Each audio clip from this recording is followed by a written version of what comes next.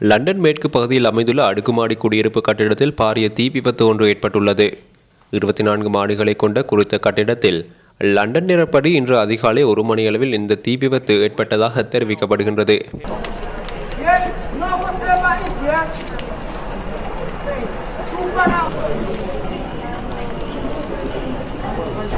இரண்டாம் மாடியிலிருந்தே இந்த தீ பரவியதாக சம்பவத்தை நேரில் கண்டவர்கள் சர்வதேச ஊடகங்களுக்கு தெரிவித்துள்ளனர். 120 வீடுகள் இந்த கட்டிடத்தில் அமையப்பெற்றுள்ளதாகவும் உயிரிழப்புகள் தொடர்பில் உடனடியாக எந்தவித தகவல்களையும் வழங்க முடியாதுள்ளதாகவும் லண்டன் போலீசார் தெரிவித்துள்ளனர். அத்துடன் இதுவரை 30க்கும் மேற்பட்டவர்கள் காயங்களுடன் மீட்கப்பட்டு வைத்தியசாலைக்கு கொண்டு செல்லப்பட்டுள்ளதாக அந்நாட்டு தீயணைப்பு படை தெரிவித்துள்ளது.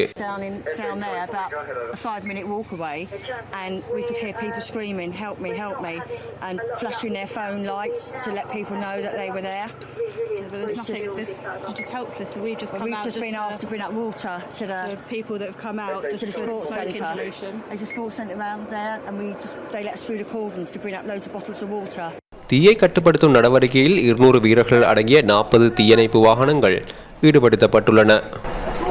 குறித்த கட்டிடம் இடிந்து விழுவதற்கு வாய்ப்புகள் காணப்படுவதால் கட்டிடத்தை சுற்றியுள்ள வீடுகளில் வசிக்கும் மக்கள் அங்கிருந்து அப்புறப்படுத்தப்பட்டுள்ளனர்.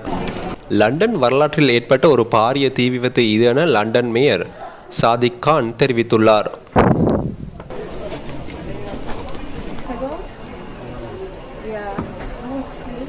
இந்நிலையில் குறித்த சம்பவத்தில் இலங்கையர்கள் பாதிக்கப்பட்டுள்ளார்களா என்ற தகவல்களை அந்த நாட்டு இலங்கைக்கான உயர்ஸ்தானிக காரியாலயத்தினூடாக பெற்று வருவதாக வெளிவிவகார அமைச்சர் ரவி கருணாநாயக்க தெரிவித்துள்ளார். எனினும் இதுவரை அந்த கட்டிடத்தில் இலங்கையர்கள் இருப்பதாக எந்த தகவலும் இல்லை எனவும் அவர் மேலும் குறிப்பிட்டுள்ளார்.